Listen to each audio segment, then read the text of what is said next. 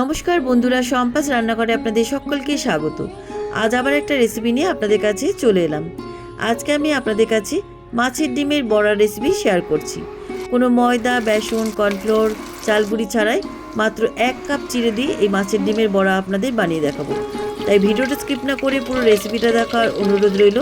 রেসিপিটা ভালো লাগলে আমাকে কমেন্ট বক্সে কমেন্ট করে জানাবেন। ভালো লাগলে লাইক বাটনটা প্রেস করে দেবেন আর আপনাদের বন্ধুদের মধ্যে আমার ভিডিওটাকে শেয়ার করে দেবেন। আর আমার নতুন বন্ধুদের কাছে অনুরোধ, আমার চ্যানেলটাকে সাবস্ক্রাইব করে পাশে থাকবেন।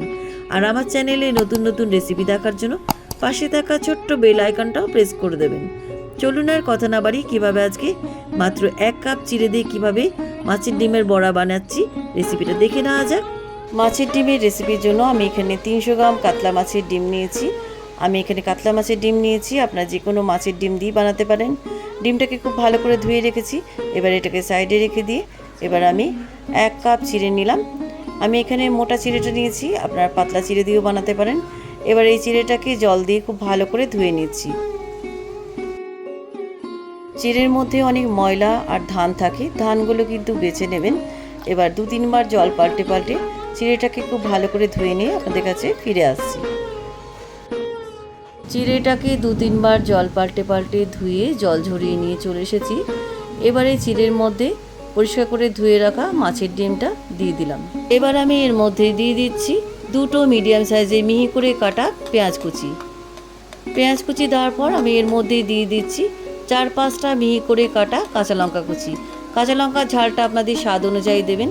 কাঁচা লঙ্কা দেওয়ার পর আমি এর মধ্যে দিয়ে দিচ্ছি 1 মুঠো মিহি করে কাটা ধনেপাতা কুচি। ধনেপাতা কুচিটা একটু বেশি করে দেবেন, এতে বড়াগুলো খেতে ভালো লাগবে। এবার আমি এর মধ্যে দিয়ে দিলাম স্বাদ অনুযায়ী লবণ। এবার আমি এর মধ্যে দিয়ে দিচ্ছি 1/2 টিস্পুন হলুদ গুঁড়ো। এবার এই সমস্ত উপকরণ মাছের ডিমের মধ্যে খুব ভালো করে মিশিয়ে দিচ্ছি।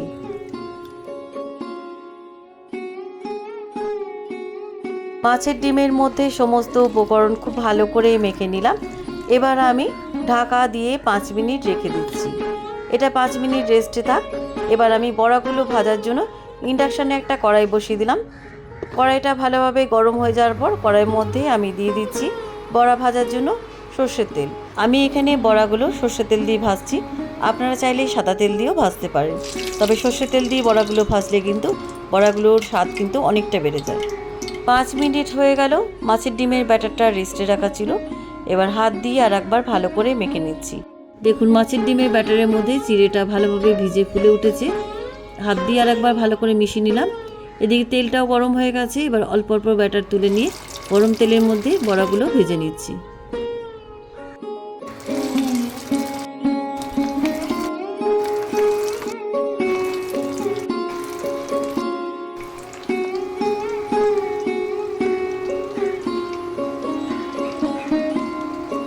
মাছের ডিমের বড়াগুলোর একটা পিঠ ভালো করে ভাজা হয়ে গেছে। এবার উল্টো পিঠটাও ভেজে নিচ্ছি।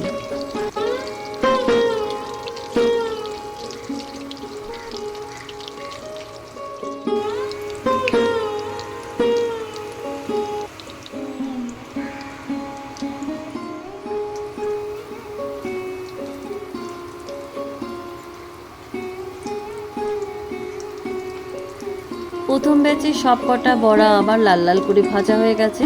এবার তেল ঝরিয়ে একটা পাত্রের মধ্যে বড়াগুলো তুলে নিচ্ছি।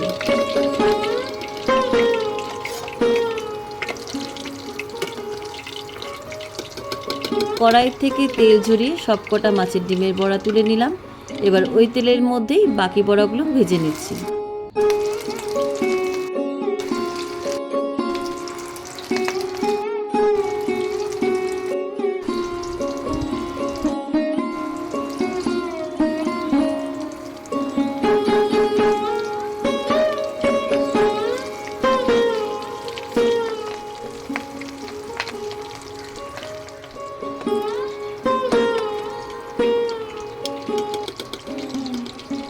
সমস্ত মাছের ডিমের বড়াগুলো আমার ভাজা হয়ে গেছে।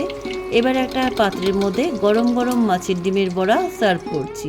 এইভাবে একবার চিড়ে দিয়ে মাছের ডিমের বড়া বানিয়ে খেয়ে দেখবেন। শুধু মুখেও খেতে পারবেন, কিংবা চায়ের সাথেও খেতে পারবেন, কিংবা আপনারা ডাল দিয়ে ভাতের সাথেও খেতে পারবেন। একটা মাছের ডিমের বড়া আপনাদের ভেঙে দেখাচ্ছি। বড়াগুলো কতটা ক্রিস্পি হয়েছে দেখেই বুঝতে পারছেন। এইভাবে আপনারাও চিড়ে দিয়ে একবার মাছের ডিমের বড়া বানিয়ে খেয়ে দেখুন, খেতে কিন্তু দারুণ সুস্বাদু হয়। রেসিপিটা কেমন লাগলো আমাকে কমেন্ট করে জানাতে ভুলবেন না। ভালো লাগলে লাইক বাটনটাও প্রেস করে দেবেন, আর আপনাদের বন্ধুদের মধ্যে আমার ভিডিওটাকে শেয়ার করে দেবেন। আর আমার নতুন বন্ধুদের কাছে অনুরোধ, আমার চ্যানেলটাকে সাবস্ক্রাইব করে পাশে থাকবেন। আর আমার চ্যানেলে নতুন নতুন রেসিপি দেখার জন্য পাশে থাকা ছোট্ট বেল আইকনটাও প্রেস করে দেবেন। আজ তাহলে চলি, আবার একটা নতুন দিনে নতুন রেসিপি নিয়ে আপনাদের কাছে চলে আসব। সবাই ভালো থাকবেন, সুস্থ থাকবেন। ধন্যবাদ।